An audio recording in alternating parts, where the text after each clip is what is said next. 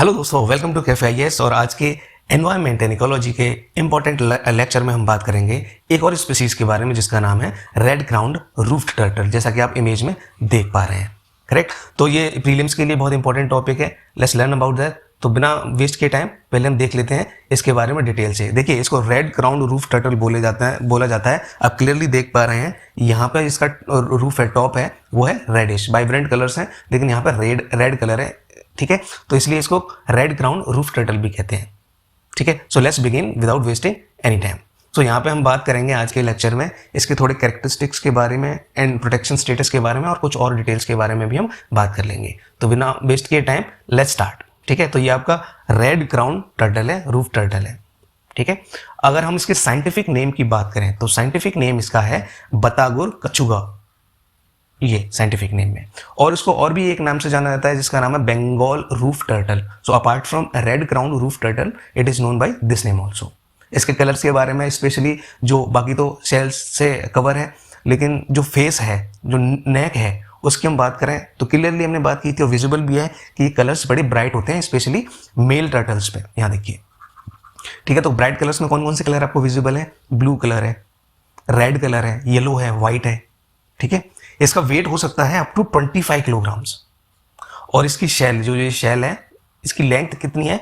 ये up to 57 centimetre तक जा सकती है, यानी कि 22 इंच, जो कि लगभग आपका हो गया 2 फीट। ठीक है, तो ये बेसिक हमने इसके बारे में इंफॉर्मेशन देख ली, scientific name and other features. Now let's understand about the distribution. So when we talk about the distribution, let's first understand about the type of ecosystem. तो मेनली ये रिवर इकोसिस्टम या fresh water ecosystems में मिलते हैं, जो deep flowing rivers हैं specially. ठीक है, लेकिन ये नेस्टिंग करने के लिए रिवर बीचेस पे आते हैं, यानी कि रिवर कोस्ट होती है, उनके पास में जो लैंड है, बीचेस हैं, वहां पे नेस्टिंग करते हैं।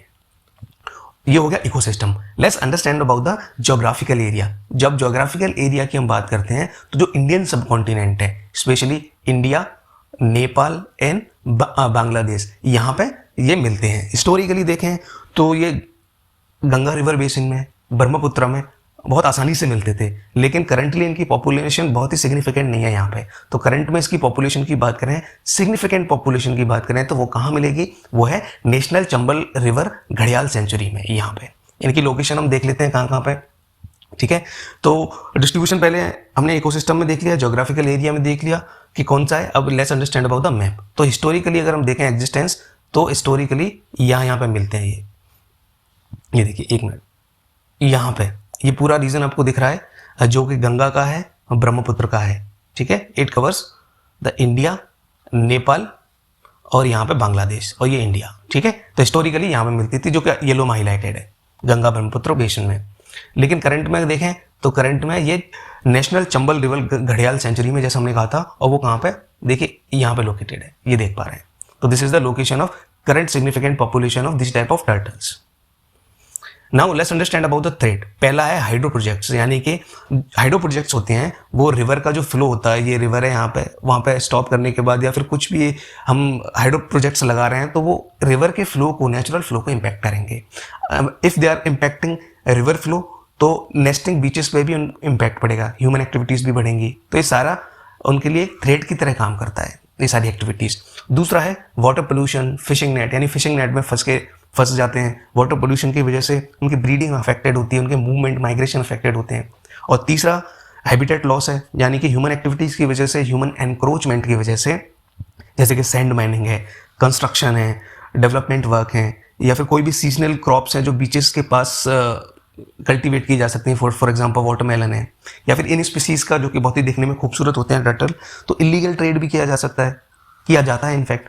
तो इन सारी वजहों से क्या हो रहा है कि इनके हैबिटेट को लॉस हो रहा है, इनकी पॉपुलेशन में भी इम्पैक्ट पड़ रहा है। तो ये सारे रीजंस हैं जिनकी वजह से इनकी पॉपुलेशन लगातार कम हो रही है। So we have talked about various threats. Correct.